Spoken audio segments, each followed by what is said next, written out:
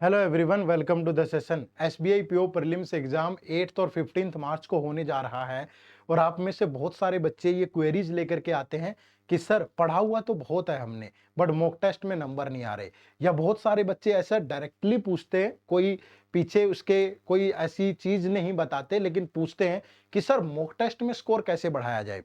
तो ये वीडियो आपके लिए खास है, क्योंकि इस वीडियो में हम डिस्कस करेंगे वो गलतियां जो आप मॉक टेस्ट देते हुए करते हो, या अगर आप गलती नहीं करते, आपका ध्यान ही नहीं गया है शायद इन बातों पे, अगर आप इन बातों पे ध्यान देंगे तो आप जरूर अपना स्कोर बढ़ाने में ये आपका हेल्प करेगा। ठीक है, तो चलिए इसके साथ में आपको बता भी देता हूं कि हमने 10 फ्री मॉक टेस्ट आपके लिए रखे हैं जो कि एब्सोल्युटली फ्री है। आप अपनी स्क्रीन पे देख भी पा रहे होंगे, लेटेस्ट पैटर्न पे बेस्ड ये 10 मॉक टेस्ट हैं। इसका लिंक इसी वीडियो के डिस्क्रिप्शन में है, जाकर के आप डाउनलोड कर सकते हो और इन 10 मॉक टेस्ट को आप, ये जो मैं आपको बातें बताऊंगा इनके साथ अप्लाई करके देखना, निश्चित रूप से आपका स्कोर जरूर इंक्रीज होगा। चलिए वीडियो की शुरुआत करते हैं। तो सबसे पहले ये समझना जरूरी है कि नया पैटर्न क्या होगा एसबीआई पीओ का। अब जो पहले पैटर्न था उसमें क्वांट और रीजनिंग के 35 क्वेश्चन थे, बट अब वो कम होकर के 30 रह गए हैं। और इंग्लिश के जो 30 क्वेश्चन थे वो 40 हो चुके हैं। तो आपकी अप्रोच, पहली बात तो ये ध्यान रखिए, कहीं आप पुराने पैटर्न से तो मॉक्स नहीं दे रहे हो। अगर पुराने से दे रहे हो तो वो गलत है, आप नए पैटर्न से मॉक टेस्ट दें। उसके बाद सेक्शनल टाइपिंग सेम है और कोई सेक्शनल कट ऑफ नहीं है, नेगेटिव मार्किंग आपके 1/4 है। ठीक है, इसके बाद अब बारी आती है कि सबसे पहले ये चीज कि 8th और 15th मार्च को मेरा पेपर है। अब मैं मॉक टेस्ट देने जा रहा हूं, बट मॉक टेस्ट से पहले मुझे क्या चीजें हैं जिन पे काम करना चाहिए। ठीक है, बिफोर मॉक टेस्ट। तो बिफोर मॉक टेस्ट आप एक चीज जरूर ध्यान रखें कि जो आपके पेपर के लिए इंपॉर्टेंट है, ठीक है, क्वांट हो चाहे रीजनिंग हो चाहे इंग्लिश हो, क्या वो सारे इंपॉर्टेंट टॉपिक आपने कवर कर लिए हैं। ठीक है, आपको इंपॉर्टेंट टॉपिक पे जरूर ध्यान रखना है। ठीक है, अगर आपको ये इंपॉर्टेंट टॉपिक नहीं पता तो हमारे ही चैनल पे सिंपली आप टाइप करेंगे important topic of quant, important topic of reasoning, important topic of English, सब आपको मिल जाएंगे डिटेल में। ठीक है भाई, तो ये इंपॉर्टेंट टॉपिक आपके जरूर कवर्ड होने चाहिए बिफोर मॉक टेस्ट। ठीक है, दूसरा, आप फुल लेंथ मॉक टेस्ट से पहले ये भी देख लें कि क्या आपने टॉपिक वाइज प्रैक्टिस की है इन मॉक टेस्ट पे। ठीक है, जो ये इंपॉर्टेंट टॉपिक पे अगर आपने टॉपिक वाइज प्रैक्टिस की है और फिर सेक्शनल प्रैक्टिस भी की है, तो फिर आप बहुत अच्छा स्कोर कर पाओगे। अगर आपने ऐसा नहीं किया है और अभी टाइम कम है, तो जरूर आप इतना सा कर लें कि जो इंपॉर्टेंट टॉपिक आपको वीक लगते हैं, चलो जिस पे आपका बहुत स्ट्रॉन्ग है, तो कम से कम उनकी कर लें। मैं मानता हूं कि अभी टाइम कम है, लेकिन जो वीक है आपके इंपॉर्टेंट टॉपिक चेक करो, जो इनमें से वीक हैं उन पे टॉपिक वाइज और सेक्शनल प्रैक्टिस कर लो सिर्फ, उसके बाद मॉक टेस्ट पे जाना। ठीक है, अब बारी आती है कि right way to attempt a mock test. अब राइट वे क्या होगा मॉक टेस्ट को अटेम्प्ट करने का। अब देखो, कुछ चीजें तो मैंने आपको बता दी हैं, इंपॉर्टेंट चीजें कवर्ड हो और ये सारी चीजें। अब आप जब मॉक टेस्ट देते हैं तो मॉक टेस्ट देते हुए पहली चीज है आपकी सीरियसनेस। ठीक है, आपको ये नहीं है कि आप कहीं भी बैठे हुए हैं उठा के एक मॉक टेस्ट खोला और दे दिया, नहीं, ये गलत तरीका है। ठीक है, आपको मॉक टेस्ट ऐसे देना है जैसे आप एग्जाम हॉल में बैठे हो।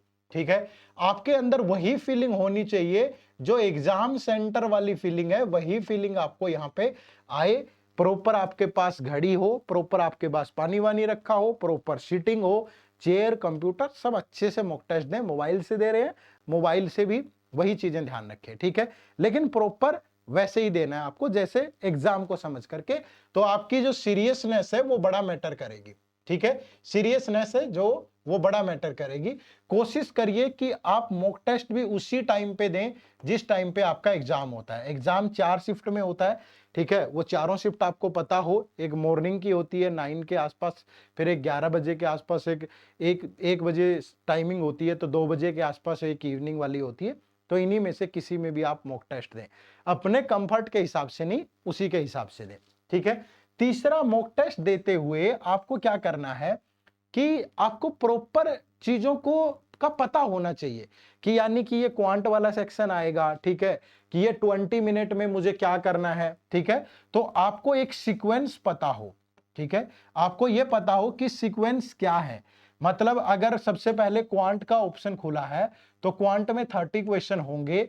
अगर 20 मिनट है मेरे पास तो इन 20 मिनट में मैं बेस्ट कैसे यूज कर सकता हूं, मेरी हैंड होल्डिंग किस पे ज्यादा है, मेरी स्पीड मैथ पे ज्यादा है, मेरी डीआई पे ज्यादा है, या मेरी अर्थमेटिक पे ज्यादा है, तो उनको कम टाइम में सोल्व करना है, और जो मुश्किल लगते हैं उनको बाद में करना है। ठीक है, तो इन 20 मिनट का बेस्ट यूटिलाइज कैसे कर सकते हो आप, जैसे इस टाइम को डिवाइड कर लिया कि ये 10 मिनट का पहला सेक्शन है, ये 10 मिनट का दूसरा सेक्शन है।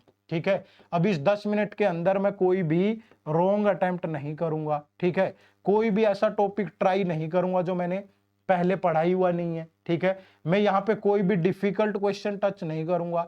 ठीक है, डिफिकल्ट या लेंथी क्वेश्चन टच नहीं करूंगा, और मैं सिर्फ यहाँ पे वही क्वेश्चन करूंगा जो मुझे आसान लगते हैं या टॉपिक पे मेरा होल्ड अच्छा है, सिर्फ वही। और कोशिश करिए कि उनको कम टाइम में करें।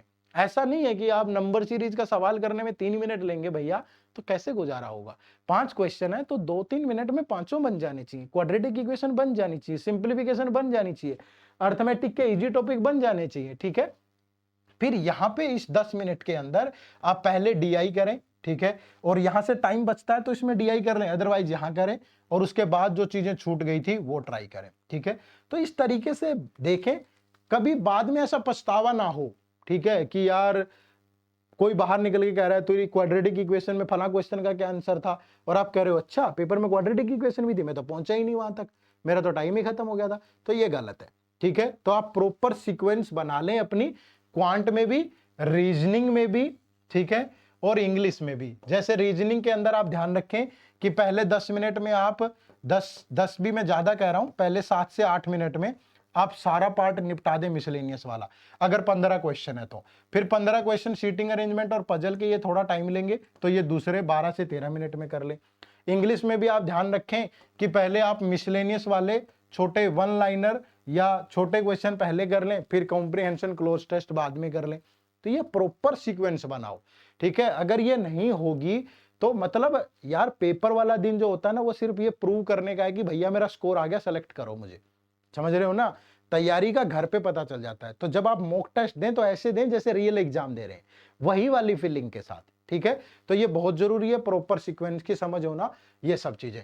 उसके बाद जो नेक्स्ट है ना, वो सबसे इंपॉर्टेंट है कि आपको एनालिसिस जरूर करना है। ठीक है, कि जब भी 1 घंटे का मॉक टेस्ट होता है तो उसके बाद 40 से 45 मिनट आप उसके एनालिसिस पर जरूर लगाएं।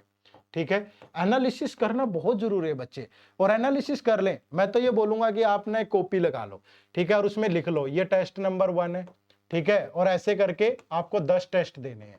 ठीक है, इस तरीके से प्रॉपर आप 10 टेस्ट अपने 10 पेज पे लिख दो। ठीक है, और जब आप पहला टेस्ट दें तो यहाँ एनालिसिस करें, इसका प्रॉपर देखें, और यहाँ इसमें लिखें टेस्ट 1 के अंदर मेरी पहली गलती ये थी, मेरी दूसरी गलती ये थी, मेरी तीसरी गलती ये थी। सिर्फ 3 गलतियां ढूंढ लो। ठीक है, कि मैंने ये मिस्टेक करी है इस 3 गलतियों के अंदर, इस टेस्ट के अंदर। और सिर्फ लिखनी नहीं है, उनका सॉल्यूशन भी ढूंढो कि अच्छा इस गलती को मैं ऐसे अवॉइड कर सकता हूं नेक्स्ट टेस्ट में, इसको मैं ऐसे अवॉइड कर सकता हूं, इसको मैं ऐसे कर सकता हूं। तो ऐसा करके आप देखोगे कि आपने अपने इस टेस्ट के बाद 1-2 नंबर तो खुद ब खुद बढ़ा लिए हैं, सिर्फ गलतियां देख के ही, बिना कुछ किए। सिर्फ एनालिसिस करने से ही आपका स्कोर 2-3 इंक्रीज हो गया है। तो जब आप टेस्ट 2 पे जाएंगे तो आपको ये गलतियां दोबारा नहीं करनी है। ठीक है, ये ध्यान रहे। ऐसा नहीं है कि नहीं होंगी, हो सकता है कि एक आध गलती दोबारा फिर रिपीट हो जाए, लेकिन जब आप दूसरे टेस्ट की गलतियां लिखोगे, फिर तीसरे टेस्ट पे जाओगे, तो शायद उसके चांसेस 50% कम हो गए अब होने के।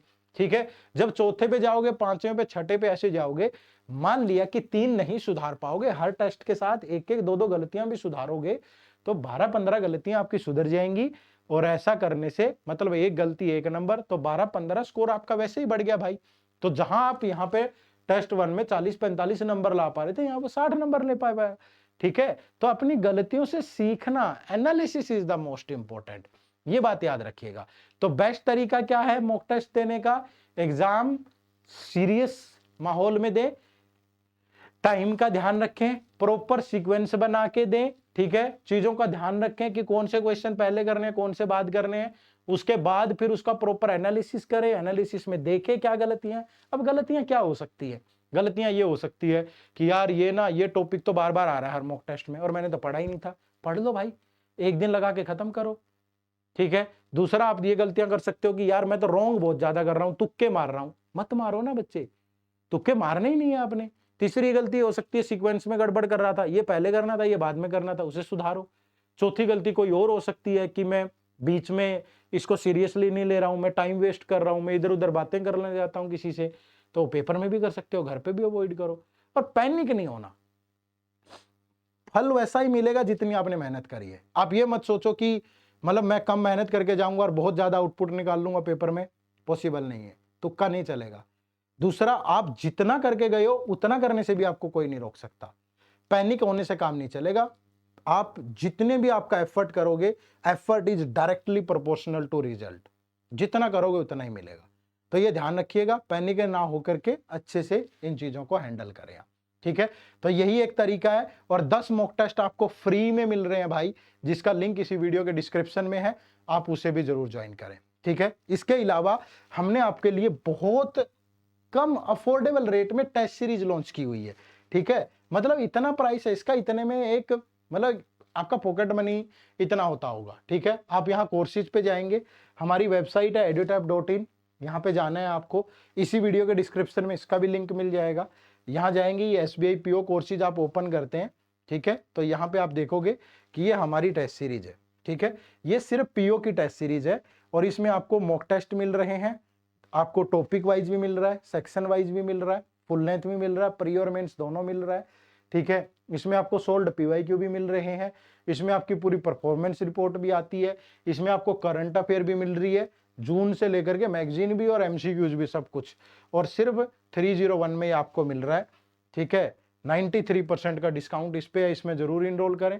जिसको प्योर क्लर्क दोनों लेना है तो वो इस वाली टेस्ट सीरीज से जुड़े, जो कि 399 में आपको मिल रही है। और जिसको क्लासेज भी करनी है साथ में, तो वो ये क्रैश कोर्स से जुड़ जाए।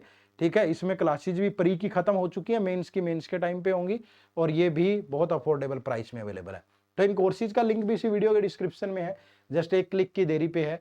तो देर किस बात की, चलिए जो भी गलतियां आपने की हैं अभी तक उनको सुधारते हैं और आने वाले एग्जाम के लिए बेहतर तरीके से प्रिपेयर करते हैं। यही था आज की इस वीडियो में, आप लोगों को थोड़ा सा जागरूक करना, आपको थोड़ा मोटिवेट करना, यही हमारा दायित्व है, ज्यादा से ज्यादा आपकी हेल्प कर पाए। तो आप सबका बहुत बहुत शुक्रिया। अगर आप चैनल पे नए हैं तो सब्सक्राइब जरूर कर लीजिएगा। लाइक और आपका जो कमेंट है वो हमें बहुत हिम्मत देता है आपको सदा इसी तरीके से हेल्प करने के लिए। तो आप सबका बहुत बहुत शुक्रिया, एक लाइक और कमेंट जरूर करिएगा। Bye bye, take care, thank you very much, जय हिंद, जय भारत।